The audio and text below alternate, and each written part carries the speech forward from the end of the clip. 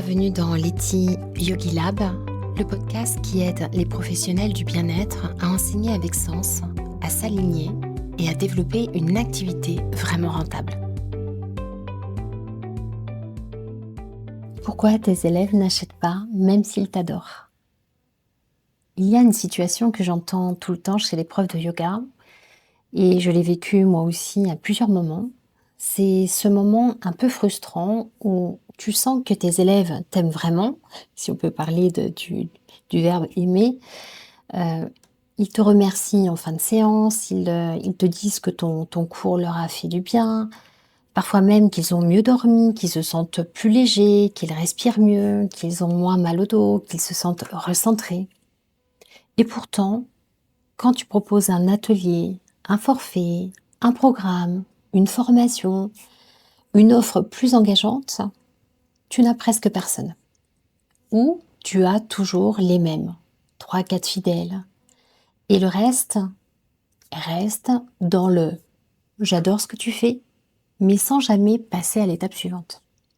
Et ça, tu vois, c'est un truc qui peut vraiment te faire douter. Parce que dans ta tête, tu te dis forcément, mais attends, si mon cours est bon, pourquoi ça ne suit pas? Et c'est là que beaucoup de profs font l'erreur de croire que le problème vient de leur niveau, vient de leur séquence, vient de leur contenu ou même de leur légitimité. Alors que dans la plupart des cas, c'est pas du tout le cas.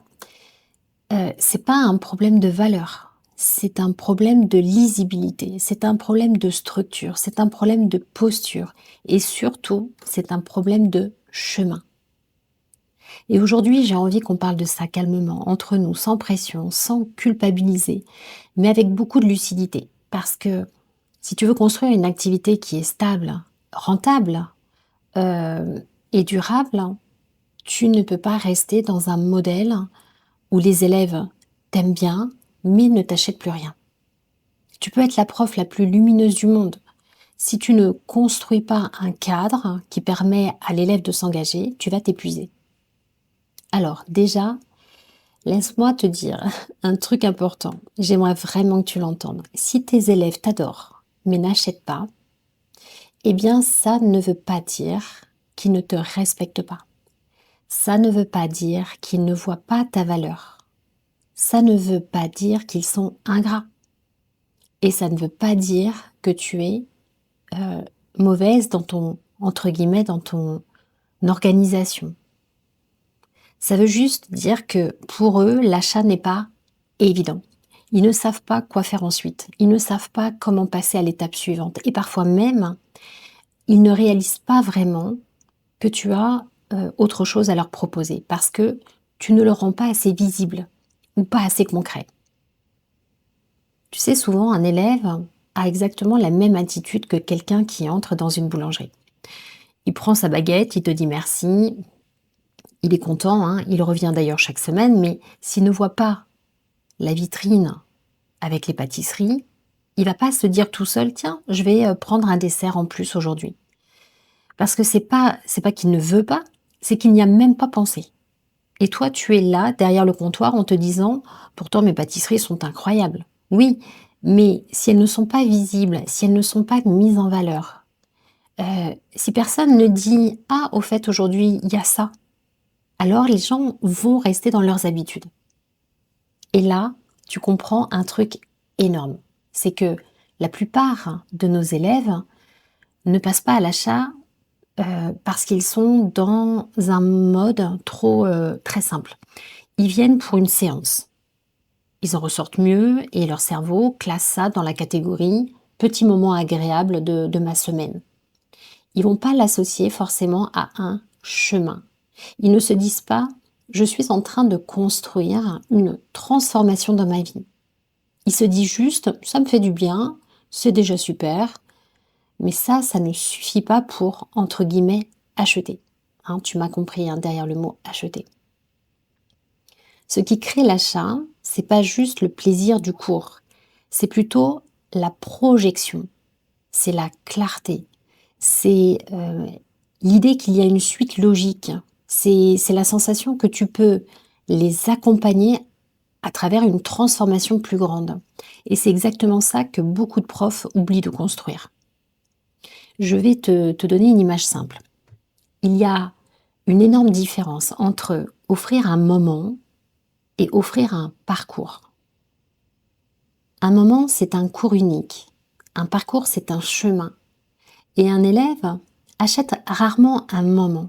Il achète un chemin quand il comprend que ce chemin va lui apporter quelque chose de plus stable, de plus profond, de plus durable. Et tu sais, ce qui est fou, c'est que même quand tu as une offre, euh, parfois tu n'as pas d'achat, par exemple, parce que finalement ton offre, elle est présentée comme un produit, pas comme une étape. Et ça, c'est une nuance qui est ultra importante. Si tu annonces, je propose un forfait de 10 cours, l'élève se dit, ok, c'est un forfait. Mais si tu annonces, je propose un cycle sur un mois pour retrouver un dos plus libre et un mental plus calme. Eh bien là, l'élève se dit, ah, ça peut vraiment m'aider. Et là, ce n'est plus juste un produit, c'est une transformation. Alors, on va aller un peu plus loin parce que je veux que tu repartes d'ici avec des solutions concrètes, pas juste avec un constat.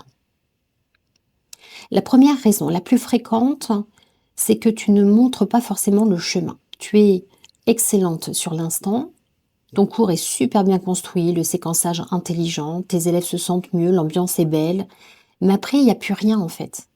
Il n'y a pas de suite claire. Et du coup, ton élève, elle reste sur ce modèle. Je viens quand je peux.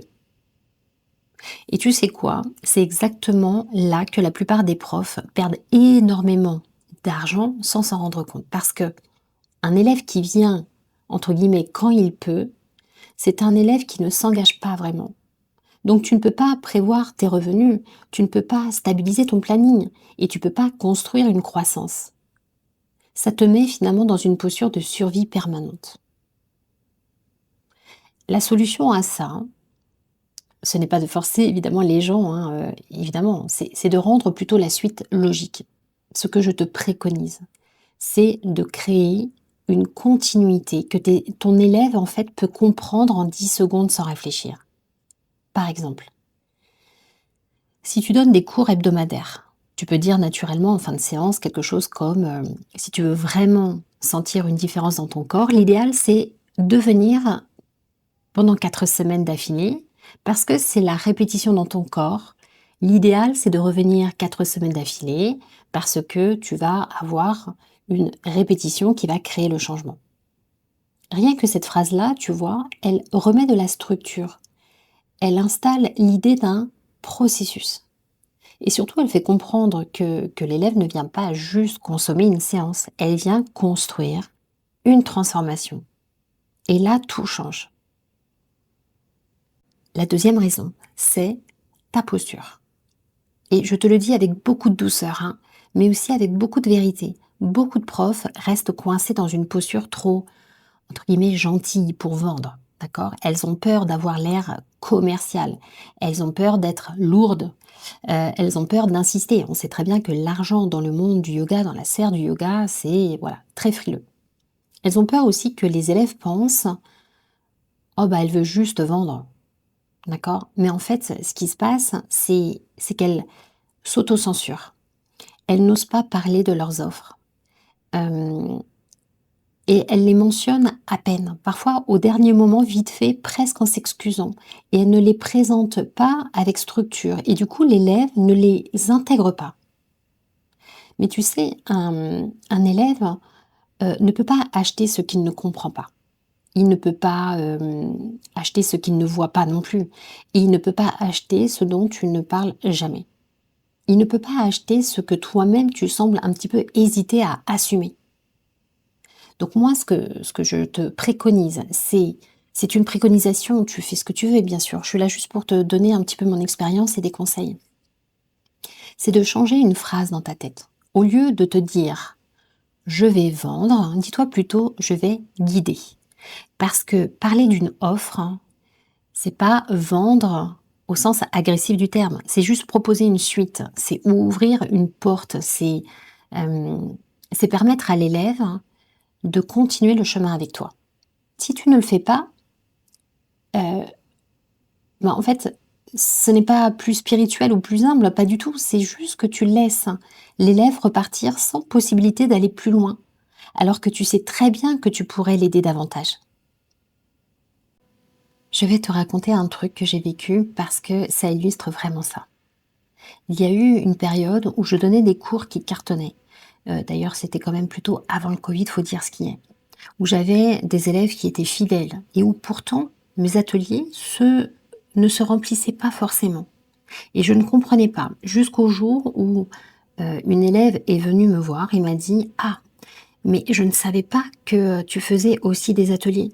Et là, je me suis sentie un peu bête parce que dans ma tête, c'était évident. Il y avait des affiches, il y avait des posts, j'en avais parlé une fois ou deux, mais dans sa tête à elle, eh bien, ce n'était pas clair. Elle venait, elle pratiquait, elle repartait et tout le reste, elle ne le voyait pas.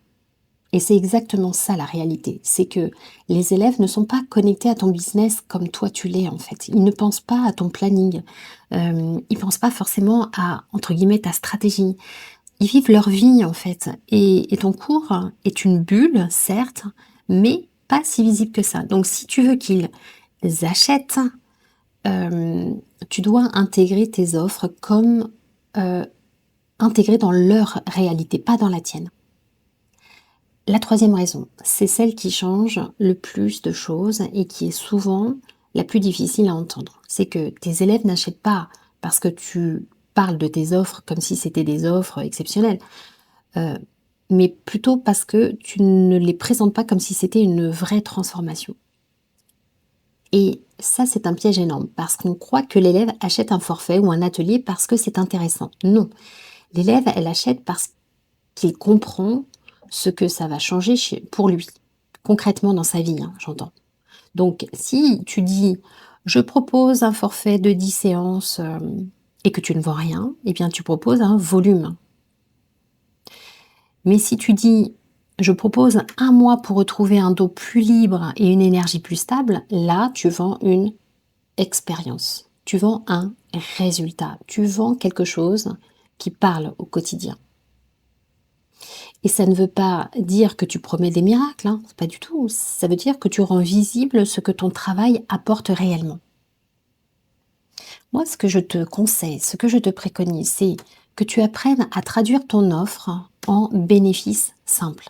Pas des concepts vagues, mais plutôt des choses que l'élève peut ressentir. Par exemple, au lieu de dire atelier yin yoga, tu peux dire atelier pour déverrouiller le dos et retrouver du calme intérieur. Au lieu de dire programme méditation, tu peux dire programme pour arrêter d'avoir le mental en boucle avant de dormir. Ou alors, au lieu de dire accompagnement, eh bien, tu peux dire un cadre pour retrouver une pratique régulière sans t'éparpiller. Tu vois la différence? Là, tu donnes envie parce que tu touches la réalité. Et puis, il y a une quatrième raison qui est très fréquente aussi et qui peut-être fait mal à entendre, je suis d'accord, mais je préfère que tu l'entendes comme une libération. C'est que tes élèves ne passent pas à l'achat parce que tu leur laisses trop de choix. Ils sont perdus. On croit souvent que d'avoir beaucoup d'offres, c'est rassurant. Mais en réalité, pour un élève, c'est l'inverse. Je ne sais pas si tu fais les soldes de temps en temps. Moi, personnellement, à chaque fois que je vais faire les soldes, je n'achète jamais rien et j'achète toujours dans la nouvelle collection. Parce que la présentation physique des éléments soldés, c'est tellement éparpillé dans ma tête, tout est mélangé, et cetera et mon cerveau, il voit rien. Il voit rien, d'accord? Donc ici, c'est de se dire plus il y a le choix, bah, plus il reporte, moins il achète. Et plus il reste au stade du «j'adore tes cours» sans jamais s'engager, bah, c'est pas forcément ce qu'on recherche. Donc ce que je te préconise, c'est de construire une route simple, une route évidente, une route avec une étape, hem, une étape suivante claire. Par exemple, tu peux avoir, par exemple, ton cours régulier, tu vois? Tu as ton hatha yoga tous les mardis à 19 h et cetera. Puis une suite logique comme un cycle. puis un atelier, puis un programme, ou l'inverse d'ailleurs. Mais l'élève doit pouvoir comprendre où il va. Tu dois presque lui faciliter la vie parce qu'un élève adore être guidé. Il vient d'ailleurs juste pour ça. Sinon, il regarderait une vidéo sur YouTube, on est d'accord? Donc si l'élève vient dans ta structure, c'est parce qu'il adore être guidé. Donc même en dehors des postures et même dans son parcours. Et tu vas voir, quand tu fais ça, eh bien l'achat devient naturel. Pas parce que tu as insisté, mais plutôt parce que tu as clarifié les choses. Maintenant, je voudrais qu'on parle d'un point qui est très important parce que parfois l'élève ne passe pas à l'achat alors qu'il t'adore, euh, parce qu'il te voit comme une prof sympa, mais pas comme une solution. Il te voit comme une bulle agréable, pas comme une transformation nécessaire. Et ça, c'est le moment où tu dois changer ton message. Tu dois arrêter de communiquer seulement sur cours de yoga et commencer à communiquer plutôt sur ce que tes élèves y gagnent. Je voudrais que tu imagines que ton élève te regarde comme quelqu'un qui va l'aider à aller mieux, à respirer mieux, à vivre mieux. Si tu restes dans une communication trop neutre, trop tout le monde est le bienvenu, trop c'est doux et accessible, hein, eh bien tu restes dans la bulle. Alors c'est agréable, mais ce n'est pas urgent. C'est-à-dire que l'élève, elle achète quand ça devient urgent. Pas au sens dramatique, hein, mais au sens ça me parle vraiment. Donc ce que je te conseille, je te préconise, c'est d'oser verbaliser les vrais problèmes que vivent tes élèves. Dire, tu as mal au dos, tu es épuisé, tu vois, tu fais une liste, tu n'arrives plus à respirer profondément, euh, tu es tendu en permanence, ou alors tu as l'impression que ton mental ne s'arrête jamais. Parce que quand tu le dis, eh bien, ils se sentent vus. Et quand ils se sentent vus, ils te font confiance, mais parce que tu es aussi honnête dans tes propos, on est d'accord. Et quand ils te font confiance, eh bien, ils achètent plus facilement. C'est juste une question de visibilité. Tu n'es pas en train de mentir, tu es juste en train de parler différemment. Et je vais terminer avec un point qui peut vraiment transformer ton activité sans te demander plus de travail. C'est que tu dois apprendre à répéter. Et je sais que les profs détestent ça. Elles ont peur de lasser, elles ont peur d'être redondantes. Mais finalement, en réalité, ton audience, elle a besoin de répétition. Parce que ton élève ne vient pas à chaque cours. Il ne lit pas forcément chacun de tes posts. Il ne voit pas forcément chaque story que tu fais. Et même quand il le voit, honnêtement, il oublie. Donc, tu dois continuellement répéter la même idée, la même offre, la même route, mais avec des mots différents, avec une cohérence, bien sûr. Et répéter, c'est pas harceler. Répéter, c'est guider dans le temps. Et si tu mets tout ça ensemble, tu vas comprendre pourquoi tes élèves t'adorent, mais n'achètent pas. Parce que ce n'est pas parce qu'ils ne veulent pas te soutenir, c'est parce que ton activité n'est pas encore structurée comme un chemin clair pour eux. Et ça, c'est une excellente nouvelle parce que ça veut dire que tu peux le changer, tu peux devenir plus clair, plus lisible, plus assumé, sans devenir agressive. Tu peux rester profondément humaine et devenir rentable. Et je sais à quel point c'est important. Voilà ce que j'aimerais que tu gardes en tête en refermant cet épisode. Tes élèves n'achètent pas parce que tu n'es pas assez. Ils n'achètent pas parce qu'ils ne voient pas le prochain pas. Et à partir du moment où tu rends ce prochain pas évident, fluide, naturel et aligné avec ce qu'ils vivent, tu verras que l'engagement va changer. Tu verras que tes élèves ne restent plus dans le « j'adore », ils vont passer dans le « je m'engage avec toi ». Et si tu veux, tu peux me dire en commentaire ce que toi tu vis dans ton activité. Est-ce que tes élèves te remercient mais ne s'engagent pas? Est-ce que tu sens que tu as du mal à proposer tes offres? Est-ce que tu as peur de vendre? Dis-le moi. Je lis tout et ça m'aidera aussi à créer peut-être les prochains épisodes exactement sur les sujets que tu as besoin d'entendre. Et si cet épisode t'a aidé, pense à t'abonner, à liker, à partager peut-être à une amie prof de yoga ou un coach bien-être qui se reconnaîtra peut-être là-dedans. Et surtout, active la petite cloche si tu m'écoutes sur YouTube parce que je publie chaque semaine un nouvel épisode pour t'aider à construire une activité plus claire, plus stable, plus professionnelle sans t'épuiser. Merci d'avoir passé ce moment avec moi et je te dis à très vite dans les Yogi Lab. Namasté.